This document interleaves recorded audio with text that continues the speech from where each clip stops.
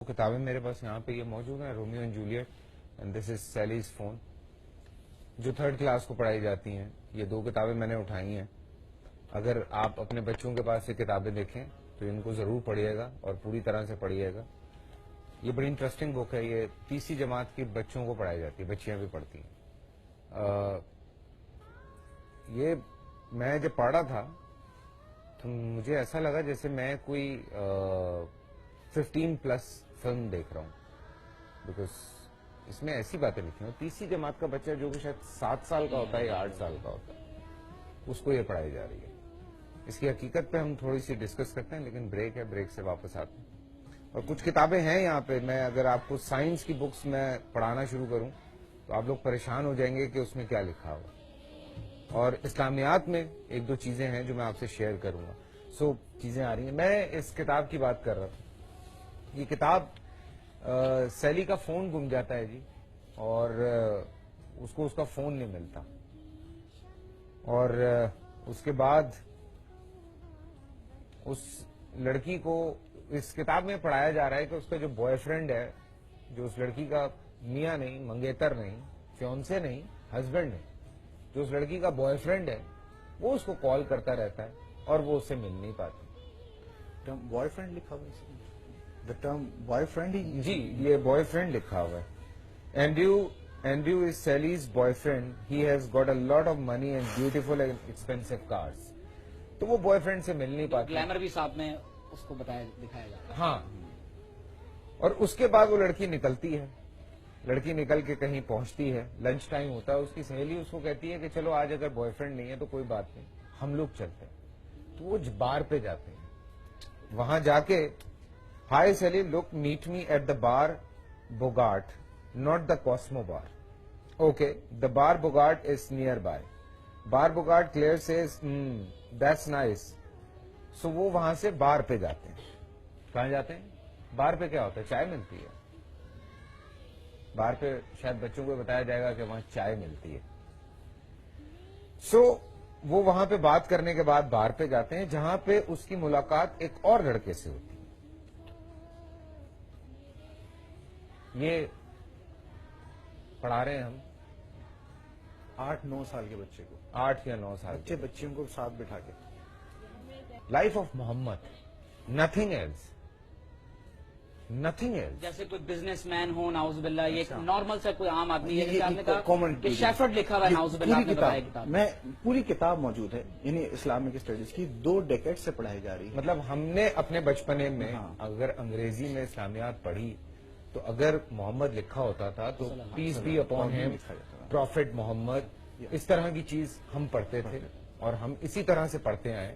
لیکن آج کا بچہ جو ہے وہ جس طرح سے پڑھ رہا ہے، ہماری ماؤں کو صرف ختیجہ لکھ دیا، بالکل صرف عائشہ لکھ دیا، عمر، علی، صرف اس طرح سے نام لکھے ہوئے، نام لکھی. اور یہ پڑھایا جا رہا ہے. اور یہ کوئی نو مسلم ہے جس نے وہ کتاب لکھی ہے. اور پتہ نہیں، فیصل بھائی، اب آپ یہ ایک میں جملہ بس یہ چند ایک چیز آپ یہ سلسلہ وہاں سے بیسیکلی شروع ہوا. آپ اندازہ کیجئے کہ سائنس چیک پوائنٹ نمبر 2، آپ ذرا موضوع دیکھیں، chapter number 6، reproduction in humans. آپ ذرا صرف ٹائٹل سنیں، ذرا کیا پڑھایا جا رہا ہے. The changes in the body from birth to adult, changes in behaviour in adolescence, the reproductive organs. اب آپ اندازہ کیجئے کہ اس میں آگے جا کر جو بچے کو پڑھایا جا رہا ہے، جو تصاویر کے ساتھ اس میں چیزیں دی ہوئی ہیں، آپ حیران ہو جائیں گے. دا فیمیل ریپروڈکٹیو آرگنس، پھر آپ اندازہ کیجئے دا میل ریپروڈکٹیو آرگنس، اور پھر اس کے بعد جا کر سیکشل انٹرکورس. مجھے افسوس ہو رہا ہے کہ میں آپ کے پروگرام میں یہ باتیں کہہ رہا ہوں. سیکشل انٹرکورس کی طریقہ بتایا جا رہا ہے. فیصل بھائی، یہ آپ کے میرے بچے کو پڑھایا جا رہا ہے، یہ پڑھایا جا رہا ہے آپ کے اسکولز کے اندر. پھر آپ اندازہ کیجئے کہ the path of the sperm. مجھے آپ بتائیں کہ کیا یہ پاکستان کے آرٹیکل 31 کے اندر نہیں لکھا ہوا کہ پاکستان کا آئین اس بات کی ضمانت دیتا ہے کہ یہاں کے پاکستانی شہریوں کو اسلام کے مطابق زندگی گزارنے کے قابل بنایا جائے گا. تو اگر آپ کے اور میرے بچے کے اسکول کے اندر یہ چیزیں پڑھائی جاتی ہوں تو آپ اندازہ کیجئے کہ کیا اس کے اوپر کوئی نوٹس نہیں ہونا چاہیے؟ کیا اس کے اوپر ہماری توجہ نہیں ہونی چاہیے؟ اور یہ ایک انتہائی معروف پبلشر اور سینکڑوں اسکول میں پڑھائی جانے والی کتاب کا حوالہ دے رہے ہیں. بالکل. کوئی ایسی کوئی ڈھکی چھپی کتاب نہیں کہ چھوٹے سے اسکول کی کوئی چھوٹا سا پبلشر. کیا پیرنٹس نہیں ان کتابوں میں ہے کیا؟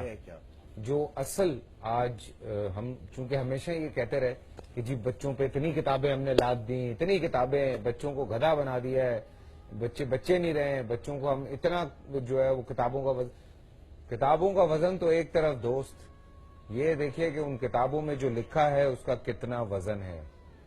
اس وزن کو اٹھانے کے لیے ہم لوگ، وہ ہمارا وزن نہیں ہے جس کو ہم اٹھا رہے ہیں، سیریسلی وہ ہمارا وزن نہیں ہے.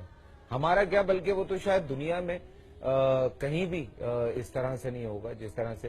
اسی لیے آج میں سوری یہ بات شیئر کر رہا ہوں، لیکن آج 12 سال 13 سال 14 سال کی بچیاں جب پارٹیز میں جاتی ہیں اور جو وہاں پہ ڈرگ عام ہو گئی ہے وہ الگ بات ہے.